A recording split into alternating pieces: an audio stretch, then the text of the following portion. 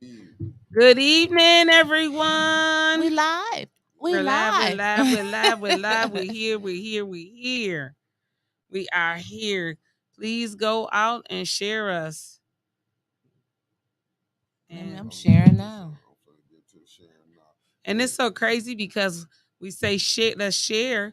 I usually go to Wyntis page and just get it from there, and then I share from there. It's easier that way. I'm trying to do it now. Hold on, because I'm I'm, on A10's page. I'm running that. and Hold I'm on, let just me go gonna to wait on A10. her. And don't judge And me, I'll okay. share family. from her. I had to step in for Gina today, so it's the sister circle times the brother. We didn't ask you to be on. No, I didn't know. Let me take the mic off. He turned the mic off. No, So we want you on there, Mickey. We want you on there. Come on, Mike. You gonna be our special guest today. That's I'm right. a special guest today. I'm back. Thanks to Sister Muhammad. That devil right over there. Hey, even though it's a sister circle, we got the devil. brother that have to. We sisters would say what James Brown say. It's a man's world, but it wouldn't be nothing without a woman. Without a woman, there you go. All right, so we gonna say it back.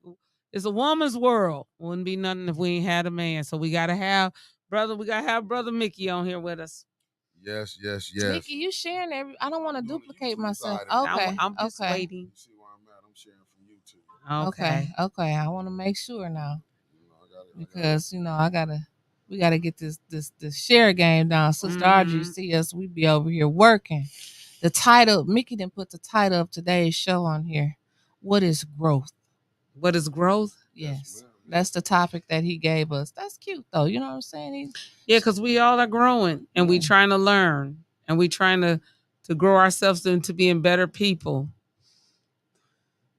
It get difficult and hard sometimes, but we're still struggling. We're trying to work our way to being better people. I'm gonna give you the backdrop where I put what is growth. Okay, go ahead. Okay. Because of all of the things that we see. I'm just saying as our race of people, just in general. Yes. You know what I'm saying? Just in general, as far as how the black, brown, and the poor get treated. That's why I picked like growth, like how we still looking at the pipes not done, our schools, the situation that they in, even with our leaders, even up to governor, Hey Tony. Hey Kathy King. senators, state reps, to mayors, council people. Yes. Where's the growth at? Right. We could do much better. I have to say that we did go out the other day looking for signatures and collecting signatures for the recall. Did you? So we got a chance to talk to people. Yeah, what wards were you in? We were in the second ward. Okay. So we went into Shiloh and we went over Shiloh second ward too now? It's the second ward too. All the way down Burston is too. Burston used to be third ward. But it's no, it goes down because she even got metropolitan now. Yeah. We got a large area now. We got a large area, and some of the same cries were, why are we not getting our roofs fixed? What happened to the ARPA money? Right. Some of the neighborhood, we used to call them what we call them, neighborhood watch groups, or some of them said that one lady in particular told me, she said they knew who Quincy was when they were third ward. Okay. But he had not been to any of their meetings. They hadn't had nobody that was from the politics to be from the political arena to be to their meetings since Karen Weaver was mayor. And she used to come to their meetings. Wow. That came from a couple of the neighbors because I asked again. Like, do you all have a neighborhood, group and organization? And they said yes. Block clubs, yeah. They call them block clubs, but they call them something else now. Neighborhood associations. Yeah, that's what they call them. They had to get. But what you said, Tony, was what I was looking for, the block clubs. But yeah, they were definitely very vocal. We only had a few people say no, I don't want to be in it. It wasn't that they were yay or nay. They just didn't want to participate with signing because we had the list of where the registered voters were at. So we were knocking on those addresses. And so some of the people that was around, and a couple of them said, "Oh yeah, we will sign it because ain't nothing getting done." And even the cry from some of them, we had maybe one or two people that had their differences with Councilman Mays, and after we talked to them, they said they had no clue. They didn't know that some of the things we were telling them was going on. See? And it changed their opinion about Eric, but about what was really happening. And one lady, she only reason why she didn't sign because she didn't live in the ward. But after we talked to her, she said, "Hey, I don't even live over here. I'm registered at a different address," so she couldn't sign it. But yeah, but the people are definitely not happy with what's not happening. I'll put it like that. It's not what's happening. They're not happy with what's not happening. That they're being neglected. That they're not getting things done in the community. That there's so much going back and forth, and it seems like the poor communities, the north end of town, is definitely not getting things taken care of. Well, you know what? The fourth ward is about to be extinct. That ward, I'm gonna tell you, when election season, and I wish Mike Dones, we would have supported Mike Dones a little harder. Mike Dones, we went out with him going door to door, putting out flyers and information. And I'm like, well, dang. Kate Fields said the poor people on the north side, she should have been saying that about her own ward, the fourth ward. Right, it looked like, now that I would call remember how the back of the day we used to say Little Beirut? Yes, ma'am. Look like Beirut. No, let's just be honest. I'm going to tell you where it took me to. I was out there with y'all. Yeah, you was out there that day. Look at his face. Mickey did go out there with us. Me, Mickey. Some areas that the stench on What? the street. Yes. That's by Kersley Park. Was foul. Yes, and that we was right there by Kersley Park. That's by the water or something? No. The water over there just trash? Listen, let me tell you. Wow. I remember that. Like, oh my God. Like the city, if you gonna go out and put on tickets on people's houses, we'll say about the grass. You need to go over there and put it over there by them houses for the garbage that they have. They houses the poor repair and all that stuff that they houses are in. Yeah, that's what you should be out there there doing. Thank you all for the overwhelming number of responses that I've been getting from that post about that ticket. Man, people been sending in like, why they ain't ticket this house? Why they ain't ticket this? Why they ain't ticket that? And it's the good names too, Kentucky. All them good southern states. Alabama, Mississippi, Oklahoma. Right? When I tell you. I can't stand Mickey. I'm gonna do like they do in the church. When you get ready to walk down the aisle, you put that finger up. And it was straight up. And I don't do politics, but I remember it was one street. The man told us, and it was an experiment. Me and Brother Roberts was together. Oh, all Lord. our politics as the same. And I want to say it might have been a block that looked like it had 50 houses, but this block had about 15. Oh, my God. All their politics was the same.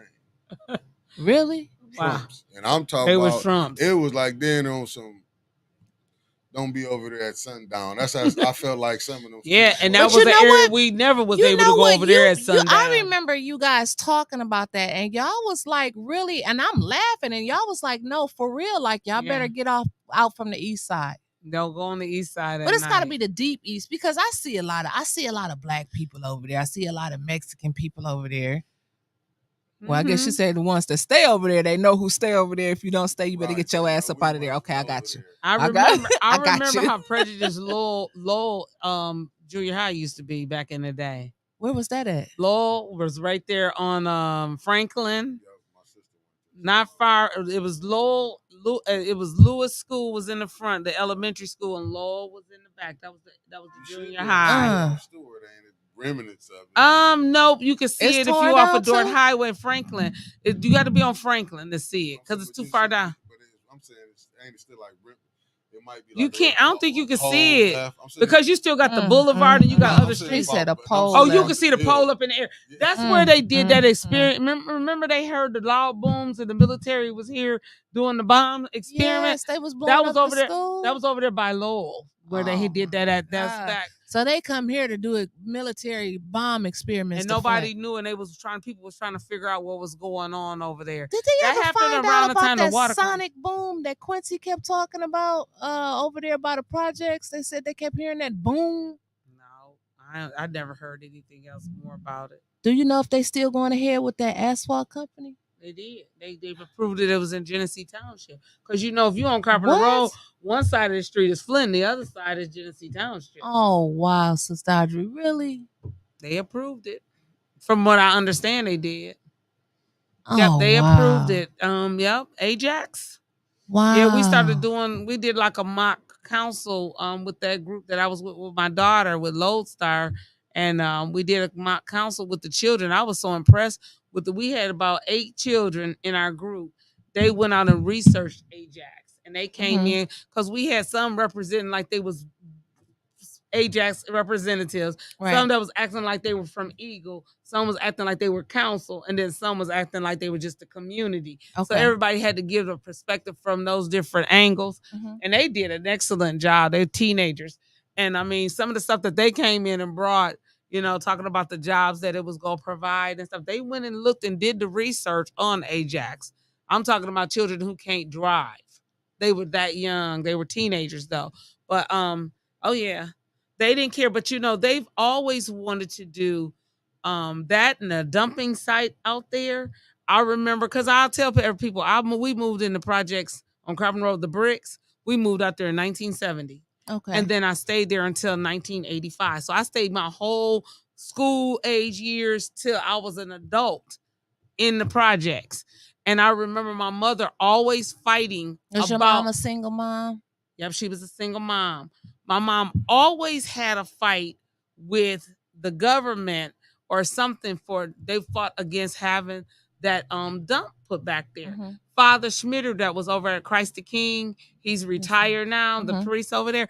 He was a part of that too, because him and my mom, they always was doing a lot of stuff together. My mother actually served on the Flint Housing Commission, so she knew the fight for the Atherton Terrace. That's been going on since they built Atherton Terrace. What fight for Atherton Terrace? They were built on a landfill or something. What? Those apartments never was safe. When they built them in the late 60s and early 70s. That's why I love talking That's why they just relocated. Remember when Weaver was in there as mayor and they came in, what was his name? What was the guy's name? The black guy that was the doctor, and he came here and brought the money. You remember he was from like the Detroit area, but he was a Republican. And I can't remember his name. I think I know who you know what I'm talking about. And it was somebody Trump had appointed to a position like the health minister. Oh damn! What's his name? The one act like he fired on his. And then he talking about he didn't know nothing about poor. Yeah, you did. Your mama was poor when you was growing up and single. Wait a minute. We need somebody to put it in there. You know who is he? Wait a minute. Tell me, who was he? What did he do? He was a doctor, but Trump appointed him to be in like over the Department of Health. Ben Carson. Okay. He came to Flint and brought the money from HUD. Remember? So they could build those apartments over there on Saginaw Street near Doyle Ryder, and they relocated the people from Atherton Terrace and said they finally won their lawsuit. We're going to tear it down. But how many people done died because of the landfill not being good and being toxic? Those apartments was built over there in the late 60s, early 70s. I had no idea. Oh yeah, there's a lot. You have to remember, what does the word, look it up for us, Mickey, or we'll look it up. What does the word project mean? And we were living in the projects. And so why he's doing that, the reason why I asked, and it was no dig at all, why I asked, was your mom a single mother, is because a lot of the low income housing, see how I'm wrapping this up to Sister Circle? Yep. A lot of the low income housing is for single mothers to try to get on their feet. Yep. And you see how you telling me that they built a low income housing project on a landfill. On a landfill. Hold on, let me pull it up. What definition y'all want? The first one? What's the first one? It says an individual I didn't know that, Chris. I must have missed that episode. Collaborative enterprise that is carefully planned to achieve a particular aim. A research project. We was a research project. A research project. A research project. Part of it was to see how people could living in close proximity to one another. Oh my God. It's a lot of things that go into that with living in an apartment complex. The Regencies used to didn't be that bad. It was, they were a little bougie. Lived over in the Regencies. What? What I remember from the Regencies back in the 80s. Oh, I had friends that lived in the Regencies that said, "Girl, I don't know how you live on the north side." No joke. Real talk. So when you drive down Carpenter Road, and I'm thinking it was just, they just doing something. They are really about to develop an asphalt company.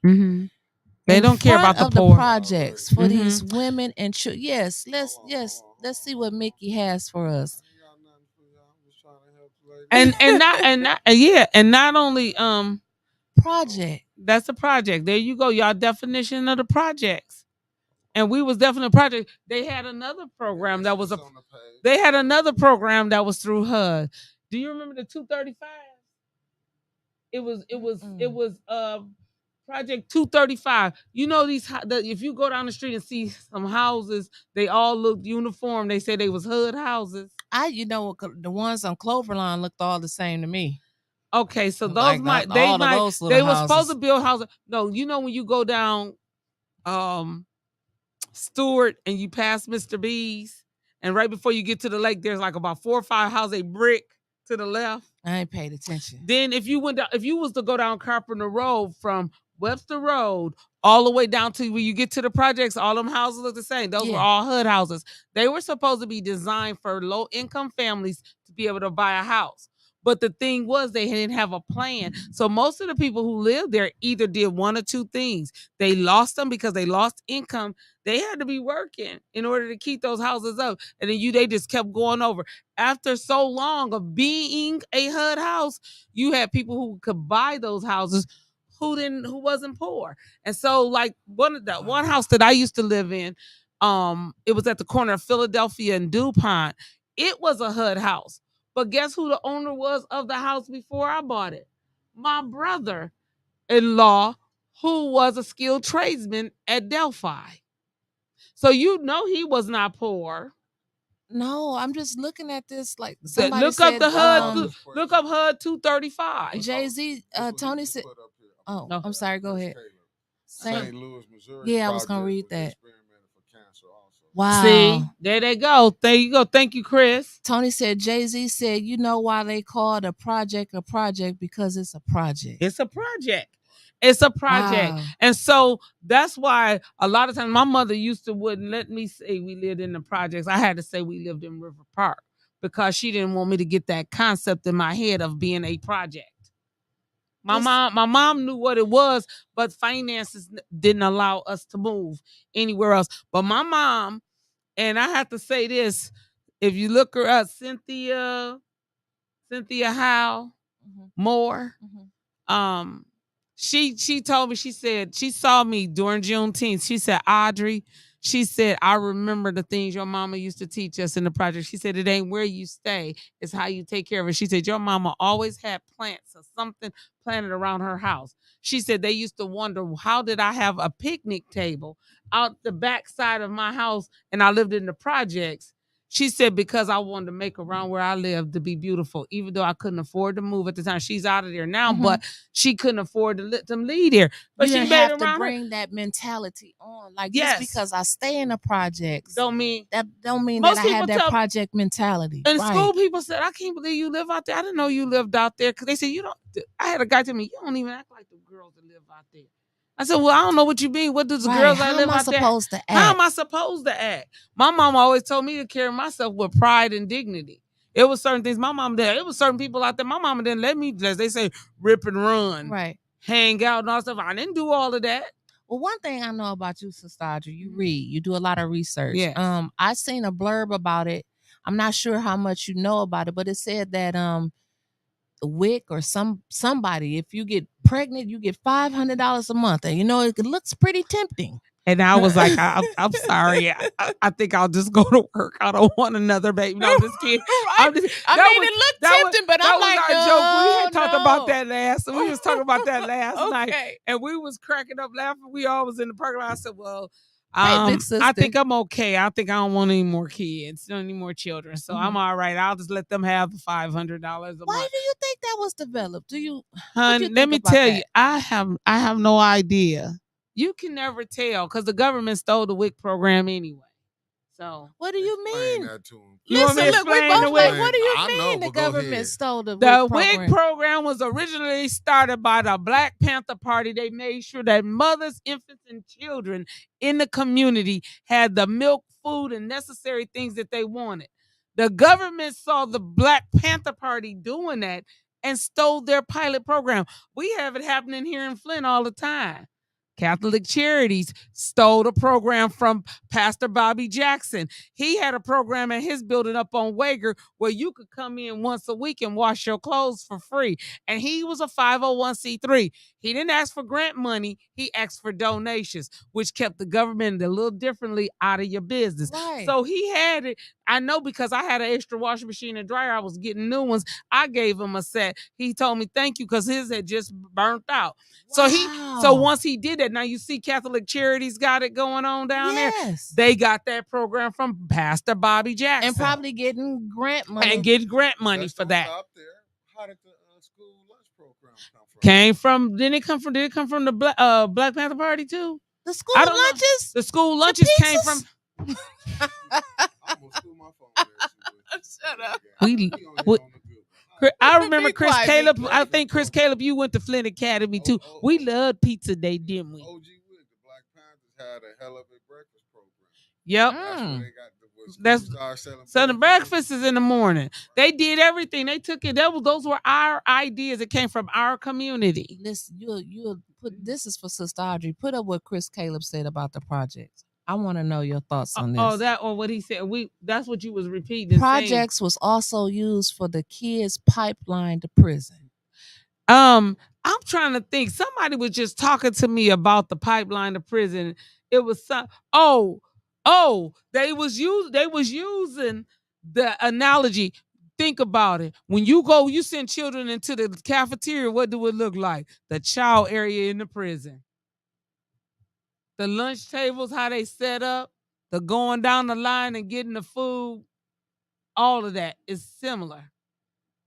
You know what? I used to like an hour lunch break because my mom used to make me come home, because I didn't eat pork. So my mother, sometimes she would cook lunch and fix me a lunch to take to school. Mm-hmm. And then a lot of times I came home for lunch for the hour. Mm-hmm. And my mother was at home or she worked across the street and she would come back over there.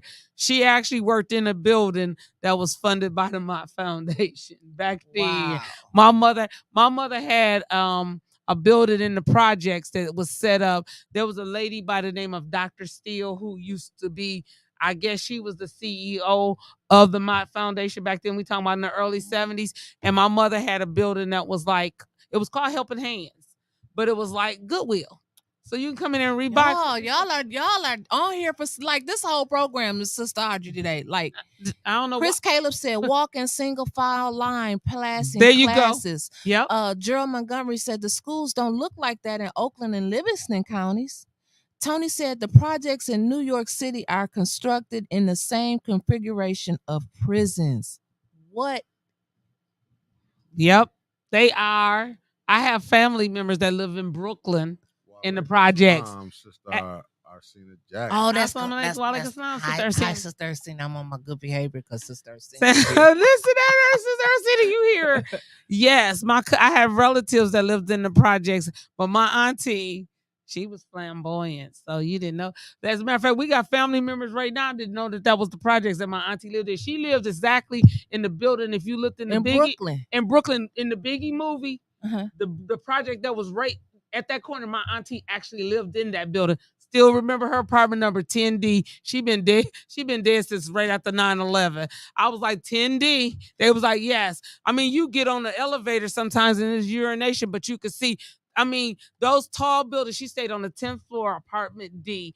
It was crazy. I remember back in the day, I flew to Chicago, and it was before they tore down Caprini Green and all of that section. Mm-hmm. I have never in my life seen that many rows and rows and rows and rows. I'm talking about we're in the sky, so we're traveling at a high rate of speed for miles. Yep. Now that's what you call some projects. Yes.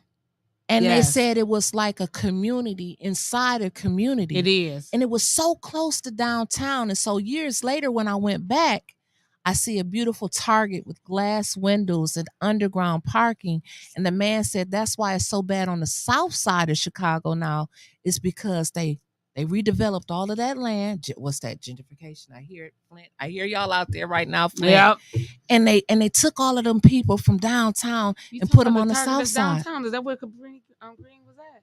Yes, that's where the projects. I love that Target. I go there every time I go. Yes, so that's where all the projects and stuff at. They got townhomes down there that they redeveloped. I'm sitting behind when we were going back to the airport. I'm sitting behind a black bus driver, and he wanted to tell the story, and I was just listening. And he was like, "This was Cabrini Green. That was the projects. Goes for miles and miles. They got dog parks there, and it's like."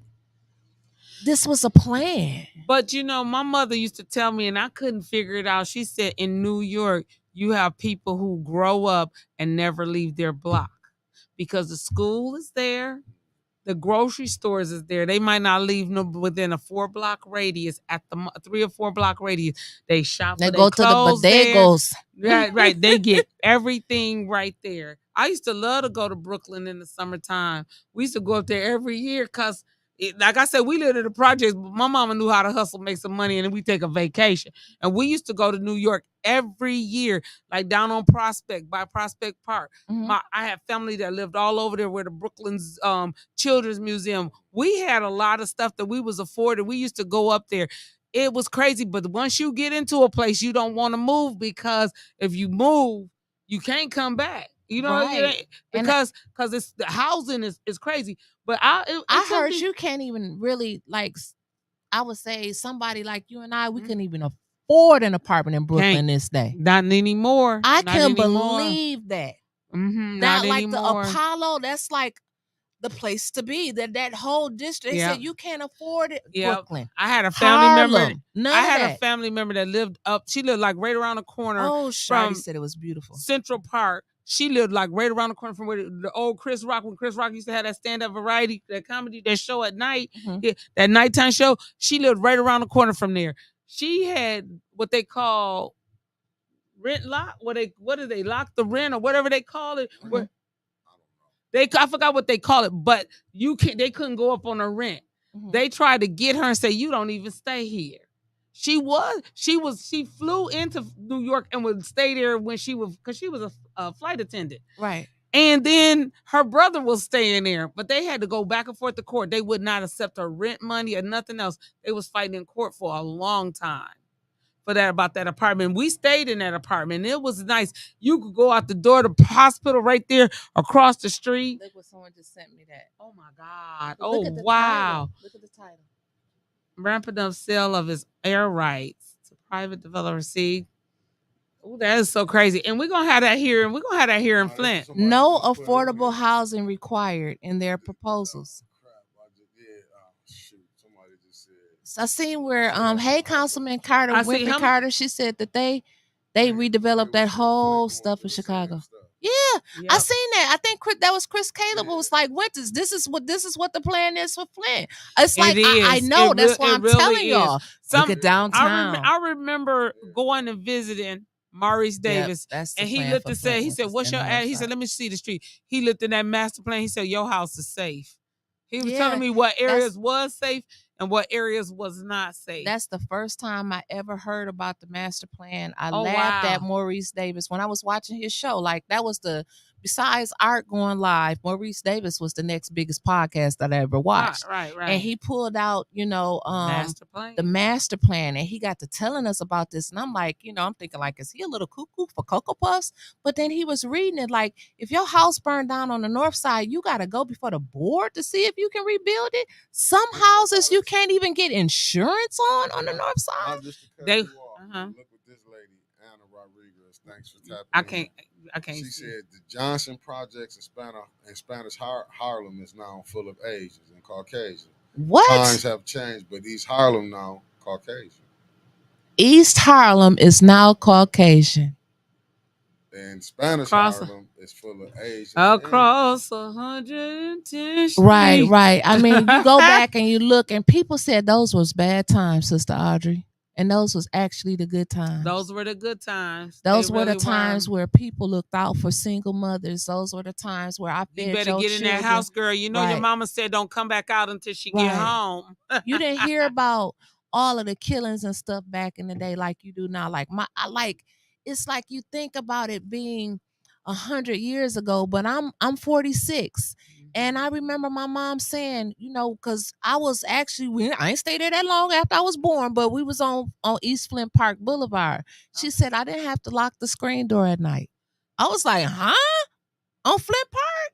She was like, we would walk up the street to Hamity Brothers. I was like, where was the Hamity Brothers at on Saginaw Street? Right there at the corner of Flint Park. I said, by the Times Square? She said, that right there was Hamity Brothers. She said they had a bank up there. Yep. She said it was a fish place up there. Mm-hmm. She said, right, I didn't have to go nowhere. Flint General, she worked at Flint General Hospital. She said we was all right there. Yep. Middle class workers going. My dad worked at the shop. I knew people used to be at Flint General. Now it's New Path. Yep, now it's New Path. Isn't that crazy? What's your thoughts on that? Like, they said the bad days was really the good days. How do you see? What do you think? It's called integration. That's why I asked, what is the growth? What is growth? What is growth? We thought we were gaining when we integrated, because now we can go to the school. Mm-hmm. Not trying to be with white folks. Now we could go get their education. We could do all of this. We're more in the hole. We got more debt. We lost our children. We've lost our way. And what did Martin Luther King say before he died? I'm afraid I have integrated our people into a burning house. Wow. He said that. Not the Reverend Dr. Martin Luther King. See, this is the thing with Martin. They try to make you believe that I Have a Dream was his last speech. Yes, ma'am. No, he woke up after I Have a Dream. I heard he got put out the Baptist church. Because I Have a Dream, he was still asleep. Right. Wow. He was still very asleep. You can't dream and be awake. Right. You do not have dreams wide awake. I cannot sit in this chair next week. Sister Audrey will be in the middle. I'm just letting you know right now. Like, I'm just letting you know. She gonna be sitting in this chair. Expand on that, sister. Expand. What about the dream? You can't be. You cannot be. When you sleep, you dream. If you dreaming, that means it ain't a reality. It's just that a dream. We would all like to walk out and our dream is to be at peace and harmony. But we know that peace and harmony ain't out there, ain't the reality. Right. You can never be at peace and harmony when you dealing with a satanic mindset, a devil mindset. You cannot. God has never asked us to integrate with the devil. So you can't. And I'm saying that because I'm talking about, in particular, our mentality, even us inside of us. I remember a few years ago, the Honorable Mr. Louis Farrakhan did the Savior's Day lecture, The Gods Are at War. He talking about them gods in you, the good God, the bad God. Good God telling you, no, you better not do that. The bad God telling you, you'll be all right, go ahead and do it. Those are the first gods, those internal gods, those gods that's in us. But then we got those external forces too, that's telling you it's okay to do these things. Long as you get away with it, it's okay. That's what a lot of us think. Long as you get away with it, you all right. So we just have to remember that. But that with the dream, Martin Luther King clearly woke up. And what he say, I'm going to be honest with you. Some of y'all don't know this. He did a visit with the most honorable Elijah Muhammad. He said, y'all, I went to the mountaintop. That's when he told you he went to the mountaintop, after he visited the honorable Elijah Muhammad. They leave that out, though. Huh? They leave that out. I didn't learn that. They leave that out. There's pictures, and if I find my picture of Martin Luther King and the Honorable Elijah Muhammad, never seen a picture with them together. I'm gonna definitely post it. I want to see. Not that I don't believe you, but I definitely want to see it. Yeah. And you have to think about it.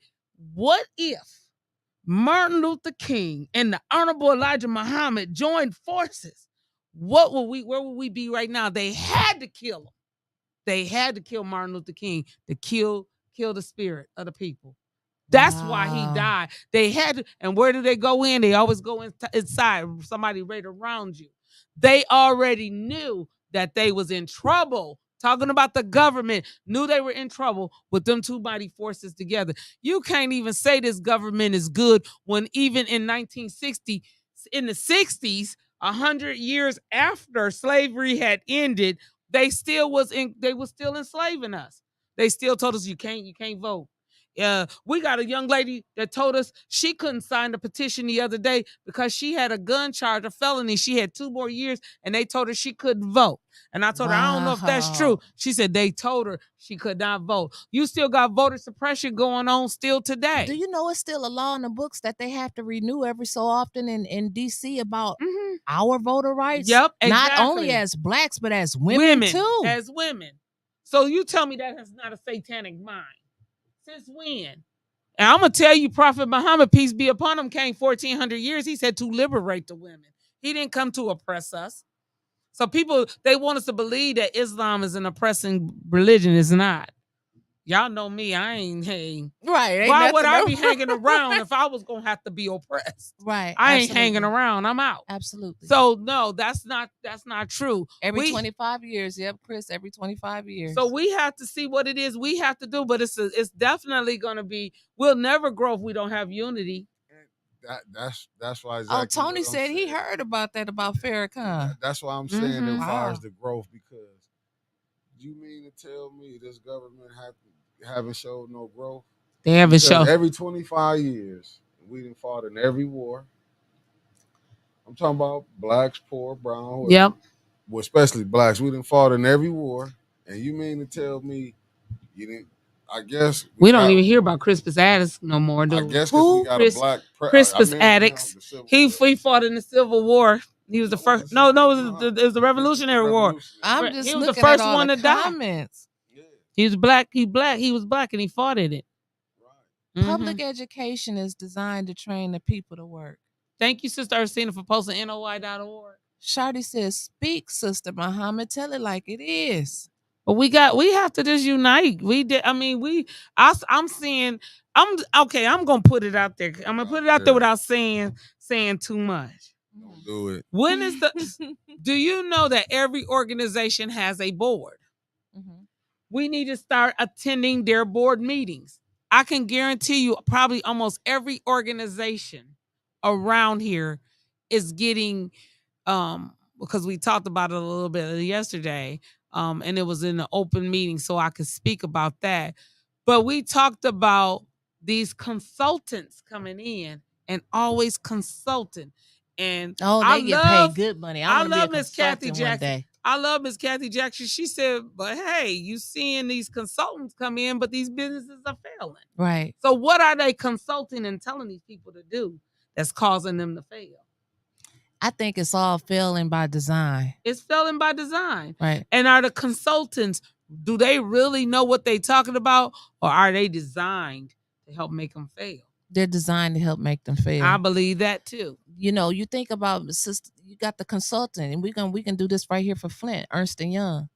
Ooh, don't talk about them. Y'all know who that is, them people that's holding up them ARPA dollars. I call them Ernest Young because I ain't seen them yet show up for work. We ain't seen them yet. But then you pay this man, you pay this team of people. I mean, this company, look online. I'm not going to say allegedly. They got people jumping out of their office windows because that company is so crooked. They got the FBI going to one of the former president's houses and for Ernst? Yes, Ernst & Young. Go look up Google Ernst & Young. Okay, y'all, that's your homework too this week. Google learn about Ernst & Young. Friday. And then Flint hires them to look over our money. So if you paying these people to look over our money, why do we need this 12-member board to tell us who to So I'm not gonna say who it is, but I'll tell y'all when we get off camera, because I'm gonna find some other things and make sure that I'm okay. And I promise you, as soon as I'm allowed to, I'm gonna tell you. Let me just tell you, there are some consulting agencies that I heard showed up at a place. and ask the people, do you have any ink pens and index cards? Ain't they supposed to come with stuff if they got paid to do Well, this? you think if they get the way they getting paid around here, you think they would. I'm like, well, good golly Molly, they ain't have paper to pass out like they were supposed to. Wow. So this lets me know that you don't really know what it is that you do, and I'm questioning you. I got a few people that I will be questioning. I'll probably be in trouble in the next several weeks, but I don't care. Well, I'm glad I'm in your circle, sister. Because you know what? I had to tell. I Mickey, mean, how many and more I'll be minutes we got honest. left? I have to tell anybody. Oh, we good. Okay. I know that's right. Look at them over there. They ready to throw down, y'all. Right. Let me they just are tell you, throwing down. and I'm just telling Cut the you, I'm mic off. doing good because we're on our unity fast. The Nation of Islam do a the unity mic off? fast the first Thursday through Sunday, so we don't eat after the last meal on Thursday night, and then we don't go back and eat again until Sunday. And it's spiritual. It's spiritual. We do reading, we do prayers, we do everything, but we don't eat. And we abstain from eating. So, and I'm doing well. I'm doing very good. Her and her nation stuff. But my daddy Everybody don't barbecued always be that yesterday. good. Everyone don't always You be know that what I good. said, sister? My daddy barbecued yesterday. Ooh, listen at her. But I laugh because Sister Nefertiti used to say, "You fasting and you over there cooking." I'd be like, "Girl, the smells and stuff just soothe me, and I don't even get hungry." And I cook. If for real, it would soothe me. Have you raised your children without pork? They were raised without pork. Okay. They was raised without pork. I was raised without pork. My, even some of my relatives that like my sisters, they don't go to the mosque, but they very respectful. They'll come to like Savior's Day, they'll come to programs, and when they come, they come respectful. They don't eat pork. My nephew and stuff, we was all raised not eating pork. I don't know, they may or not, but we was raised not eating pork. Mm-hmm. But my children, and they don't we don't do the shots. We don't do the vaccinations. My daughter, none of her children has been vaccinated. I haven't gotten vaccinations since the 2nd grade. Wow. And somebody said, "Well, you look good and healthy." I said, "You daggone right." Well, I mean, I believe in the vaccination, but I don't knock anybody that do. Yep. And I was trying to tell myself, I don't knock anybody that do. But my mother, my mother was not. My mother wasn't nice all the time. She was. Don't say that. I'm gonna say it. Look, well, that's your mama. You can say that about your mama. I'm gonna just tell you why I say that. She went to the school. They told her I couldn't come back to school unless I had the shots. Oh. She said, if all of y'all take them, then why she need to take them? Walked out the office and said, "See you in the morning." And guess what? I didn't miss no days out of school. I still went to Carpenter Road, kindergarten through 6th grade. Carpenter Road closed now, isn't it? They closed. I hate it, and they done messed up the whole inside of the school. I just cry when I ride past. Did you hear about the children breaking into Door Ryder last night? Allegedly, the children broke into Door Ryder last night. I see them on keeping the community informed. They said heavy police presence at the school, and in the comments, a young lady said, allegedly some children broke into Door Ryder last night. No, I didn't hear. Has any of our viewers heard about that? Oh my goodness, that's crazy. Y'all go home and just whoop your children just for no reason. Just beat them. Beat them today. We're not promoting. I'm just kidding. I'm just kidding. That's just a joke. Shardy said that was a very good elementary school. Carpenter Road. Yes. Yes. Road runners beep beep. Look, back in the day, they said in the day. We had a very good community. We had great PTA. It was a community. I really believe that was a project, because when I first moved to the projects and we went to Carpenter Road, we wasn't allowed on that side of Webster Road after dark. So yeah, we wasn't. We had, we called that the white neighborhood on that side of Webster Road, and we was the black neighborhood. We didn't call it. We called it the H word. Melissa, close your ears. We called it the hunky neighborhood. Oh, okay. There's up there with the honkies. Oh, okay. And we was down there, Okay. And we couldn't even have teen club at the school. Okay. We had to have teen club at the building in the projects that that at the where the office and stuff was at, that's where Teen Club was at. We had great people who gave to our community that was really like volunteers. And now you ain't doing nothing unless you getting paid nowadays. But back then, people didn't care. Parents didn't care about volunteering and helping the children out. They would give their time. That was my mother. I didn't know that my mother didn't have her high school diploma until I was about the 5th or 6th grade. No, I was about 3rd grade when she was going back to get her GED. And the only reason why she went back then to get her GED, she was smart and very intelligent. She just didn't finish school. She went back because she had got hired by the state of Michigan. She was working at the extension office. And she was a what they call a nutritional aide. So she went out to people's houses and stuff, people who was at risk, poorer people. Right. It's everybody wasn't poor because we had one lady who lived over there off of El Dorado Drive that was my mama's client. She wanted to learn how to do some cooking and she had some questions and some things. And she signed up for the program and was getting services too. And that's how we became friends with them. But and my mother met a lot of nice people through that program. But my mother got that job by volunteering and helping the 4-H leader who used to pick us up and take us out in the country to the gardens where we planted gardens. Wow. And then my mother was a volunteer, and my mother didn't tolerate disrespect from nobody. And of course, you had a couple of bad children always, it was Mr. Purdy was a white guy. I don't know if he's still living or not, but Mr. Purdy was excellent. He was 4-H leader, and he what's 4-H? Is that that's the after school program? They used to have after school programs, but they also taught you about agriculture and other things. They had a lot of different things. Chris Caleb said, was y'all allowed to go to Bluebell Beach? What was that like? Oh, Bluebell Beach was our territory, Chris. Look, she turned around and said that with pride. Well, they had to come through our hood to get to. No, by the time they built Bluebell Beach, there was some changes had been made in the community. Okay. So when I say Carpenter Road was a project because now you got black children, people who live all down Rosiana, all of those was HUD houses. So you had a lot of poor single parents or poor families that lived out there. Now all these black children are going to Carpenter Road School where once it was all whites that was going there. Now you got a blended school. That was a project too when you think about it. Oh yeah. That was all. I'm learning today, y'all. That's why y'all never see me this silent, but I'm learning today. See, people want to claim Mr. Munnerlin over in Merrill. Munn started out at Carpenter Road with us. Okay. And when I said it to him, I said he was a road runner before he came to y'all in Merrill. Like Mr. Joe Clark. And so he said to us, that's right, BB. That's what for the road runners. That's what Mr. Munn said. I love Mr. Munn. But seriously though, we had great Mr. Atwater was our principal. I was scared to death of him. You didn't mess with Mr. Atwater. And Mr. Gallagher, he was our that's crazy. I can remember these people from back in the 70s. He was our assistant principal, and we had like Mrs. Johnson was our school nurse and social work. They had all of the programs and services there. But tell me this, because you told me the length of time that you stayed in the projects. Like you make that very clear. 15 years. You're not ashamed of that.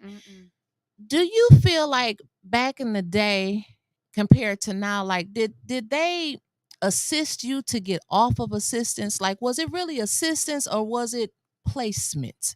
And does that make sense what I'm saying? Like, because I don't feel like today that they are assisting the young ladies to get off of assistance. So from my understanding, in order to get cash assistance, they have to go through one of those programs through that workforce. Okay. But I mean, you always got the humps and the bumps and the loopholes, and people find those to get at the. But they not playing with cutting you off. They will cut you off for your financial assistance. But the difference from back then to now. Back then, they used to require them to do some volunteer work every now and then. But the only thing you had to say is, I knew somebody who said they used to have bad headaches and they didn't have to go. Literally, I did. That was hilarious. I mean, for real. But they didn't really give, Do you feel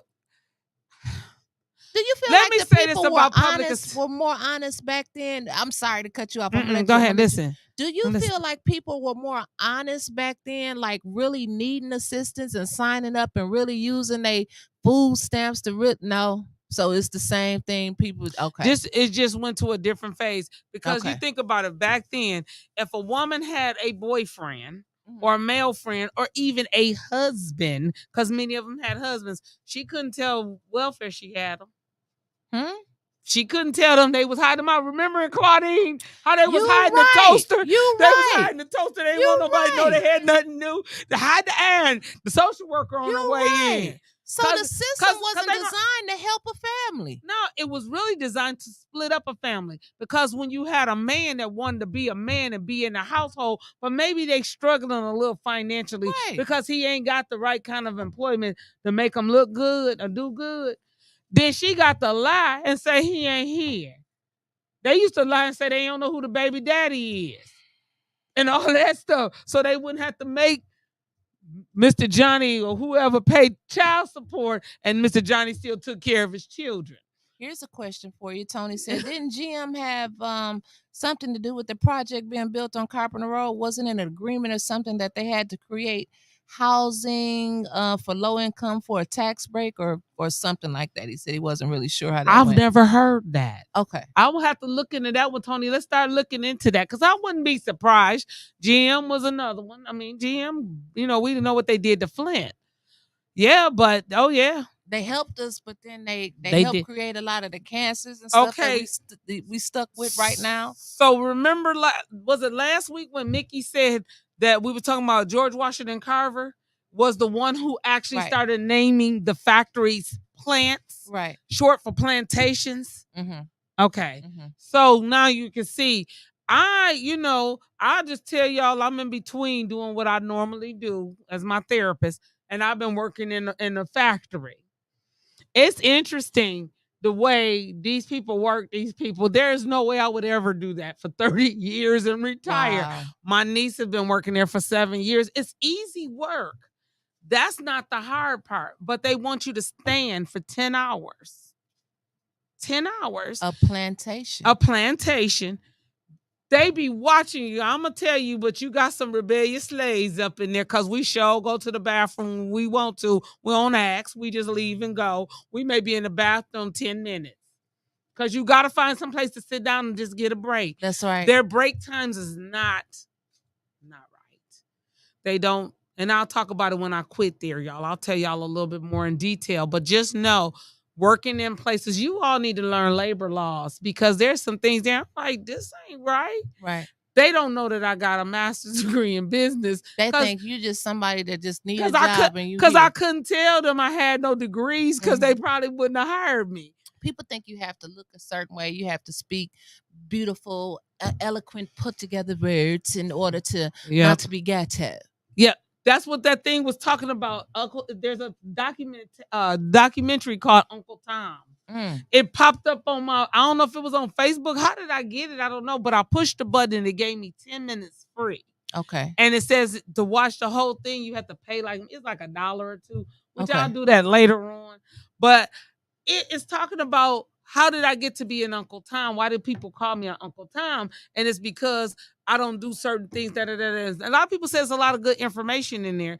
But, we had people who used to come from the South and come up to New York. And they go every place. And I'll be honest with y'all. I'm open. I got one side of my family, my grandmama's side of the family, they ain't got nothing. Them the ones that lived in the projects up in New York. But my auntie stayed in the projects. She had a man that dyed her shoes the color of her dress when she wanted to go someplace special. Okay. She never hesitated her hats. Them were some pretty women, my grandmama and her sisters, and they did their thing. Now you take my granddaddy's side of the family, they own acres and acres and acres of land. They got money. They show up in their khaki pants and a suit jacket. And they whatever, them little loafers and whatever else. But they got cash, buku money. Buku resources. Like my one cousin on the watermelon farm, he sold the watermelons down there. He made good off of that. Wow. And so that's what I'm saying. Sometimes people come up from the South. They stayed in the South. They didn't come up. They lived long. Right. The ones in the family that came up to the North, the ones' lives was short. Because of the factories and all of the other environmental things. My dad and every one of his brothers that worked in the shop had prostate cancer. Yep. You know what? And my dad is the only one that's living now. Oh, wow. he had the surgery to have the Yeah. prostate gland. Yeah. A lot of the other ones, like early on, didn't know what it was before it was, detected Right. too late, chose different types of treatment. But isn't that crazy? Like, all of my uncles had this. A lot of his friends, like, if you think about people that that worked in the shop, how many people have cancer and died from cancer. It's crazy. It's overwhelming. It's crazy. And like I was talking about, like down there in the South where my cousins and them live, there's a part of the land down there that my great grandparents actually own. The federal government came in eminent domain, took all their properties from them. So they bought some of it from them, but they built down there what's called the Savannah River Plant. It's not on the Savannah River. The Savannah River is over some miles away, but it's called the Savannah River Plant. Guess what they make there? What? The atomic bombs. For the government, it's federal government. When you go in, it's crazy. The first time I seen it. Where's it at again? It's in South Carolina. Okay. When you get to the gate, they give you a ticket. They say, okay, you got 5 people in here. Here's your ticket. It's signs saying, do not stop. Do keep going. If something happens and you have car trouble, you pull over. It's going to be a few seconds. The police going to be there because they don't see you stop. But once you get to the other side and get them that ticket, you better have them same 5 people up in that car. It better not. What? Because it's government secured. I had several family members that actually worked in that plant and they got cancer at the atomic bomb plant. That's what they make in there is atomic bombs for the federal government. Yeah. See, it's a lot of things. You'll be surprised at what's in your back door. We talk about Ajax. You'll be surprised at what's at your back door. That's all we started talking about today was the asphalt plant that they are putting across the street from the low-income properties on Carpenter Road. Right. That's it. And an experiment. Experiment. They experiment to see how long they gonna live. And Ninth Ward has suggested that they tear down those apartments because they desolate and away from everything. Wow, that's what the Ninth Ward said. And you know where they should move to? Right next door to her. The Ninth Ward don't even never come over here and look and check out the Regencies. That's a city within a community within a community too. It is. It's crazy. It's really crazy. Yeah. But it's crazy. I'm gonna have to say this. Claire was gonna be our Claire McClendon was gonna be our guest on here. Something came up, but she said something at the city council on Monday. She told the city council they was morally challenged. She didn't call them racist. She ain't say nothing else. She just told them they was morally challenged. That's a deep word. That's morally challenged. That's deep. Morally because challenged. She gave them the opportunity to show that they had some morals. She knew that they proved it to us. They didn't have morals when they voted out Eric Mays, who cursed out somebody and allowed the 2 people, one who threatened with a gun and the other one, allegedly threatened with a gun, and the other one who we physically saw stand up over Tanya Burns once or act like she was going to attack her twice. She said she was about to go. She bust out crying. She said if she would have hit somebody in the audience, don't y'all know charges would have been filed. And she put on a hell of an Oscar-winning performance. That's what she did the other day. I didn't hit anyone. But guess what, y'all? Let me let y'all in on an early secret. The next meeting I go to, I'm going to challenge her and Judy Priestley again. And I'm going to challenge them every meeting until somebody say, hey, look, we may need to look into this.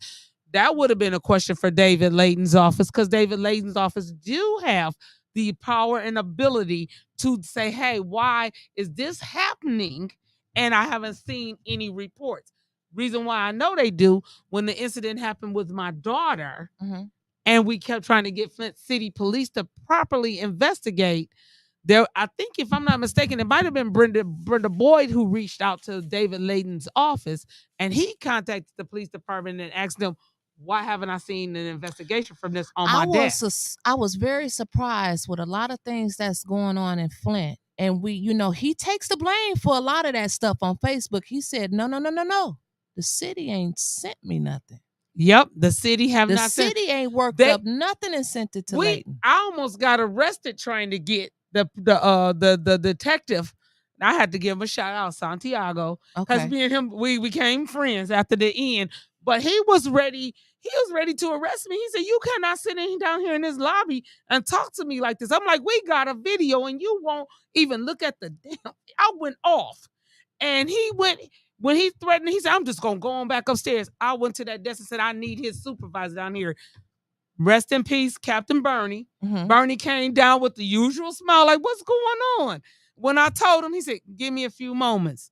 It wasn't 5 minutes later. Santiago was downstairs taking our report and watched that video. He said, "I didn't know this video. I never seen this video because you wouldn't stop to listen to us." But some of that stuff came from the prosecutor's office. Like, why is this stuff not over here in my office? Right. Y'all got people posting fights on Facebook, Right. and nobody's investigating. And these people have come to you, well, who the people are, and you still won't investigate. He put the pressure on them. So I know his office have that kind of power and that kind of pull. I got 2 questions before we Mhm. go real quick. I know. Tony said, he wanted to ask you a question. You don't have to say much. He said, but have you ever heard of a lady named Lulu from Industrial Street from back in the days? He said he's only asking because people think he's making that story up, and I have one of them. About Lulu? Lulu. And see, Tony, Lulu ain't real. Only I you don't and know. Pastor I don't Thrillkill know who Lulu is. I don't know what Lulu did. Tell me all. Pastor Thrillkill said Lulu was in the red light district. She had one of them nice houses. Maybe that's where I heard about Lulu. You heard about Lulu? I've heard about Lulu from them. Man. I did, but it might have been from Pastor Thrillkill. I've heard them Pastor Thrill. I don't know. Pastor Thrillkill must have read about it because I know Reverend Freeline was not. He didn't know nobody named Lulu. He must have just read. Everybody know who the bad people is, even if they don't deal with the bad people.